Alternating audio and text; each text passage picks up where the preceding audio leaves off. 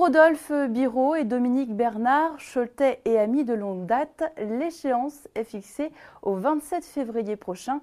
Tous deux paraplégiques, ils sont sur le point de relever un défi sportif dans le cadre d'un raid humanitaire. Dans 3 semaines, ils embarqueront à bord de leur Super 5, direction le désert marocain, pour apporter du matériel médical et scolaire. C'est la dernière ligne droite pour Rodolphe Briand, 38 ans, et Dominique Bernard, 49 ans. Les derniers préparatifs avant le grand départ pour le Super 5 Raid de 2011.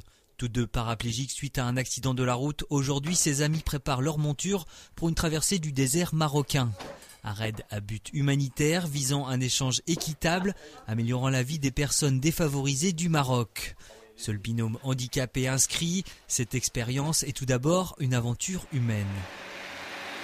C'était surtout une envie d'aventure commune à tous les deux, et puis sortir un peu des sentiers battus, des événements sportifs organisés exclusivement pour des personnes handicapées. On voulait s'intégrer à un groupe de valides et pas faire partie d'une organisation vraiment purement pour personnes handicapées. Et après avoir monté leur association sous le nom de Gazou Roulant, Rodolphe et Dominique, respectivement créateurs d'applications Internet et employés SNCF, se sont retroussés les manches pour appréhender ce périple.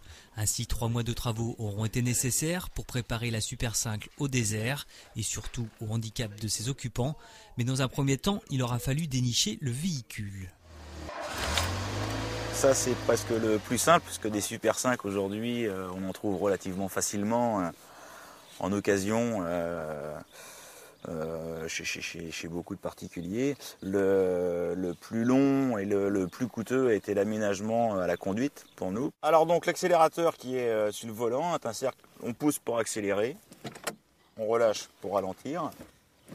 Et pour la commande de vitesse, pour remplacer le pied gauche qui sert à appuyer sur la pédale d'embrayage, c'est un système, on appelle ça un embrayage piloté. Et il reste encore du travail à abattre, comme surélever la voiture ou protéger le moteur par une plaque de tôle. Mais d'ici le jour J, tout doit être en place, car c'est un très long périple qui les attend.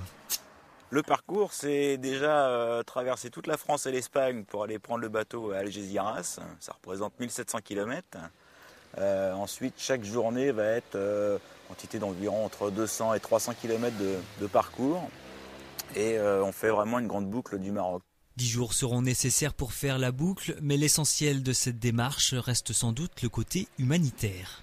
L'objectif de ce raid est d'aider les enfants défavorisés et handicapés au Maroc via l'association Cap Vert, qui est l'association française qui organise le raid, le Super 5 Raid 2011, en partenariat avec Maroc Handicap, une association donc marocaine qui s'occupe de recenser les besoins dans les hôpitaux et écoles pour les enfants défavorisés et handicapés, et également ainsi de dispatcher au fur et à mesure du parcours les dons en matériel.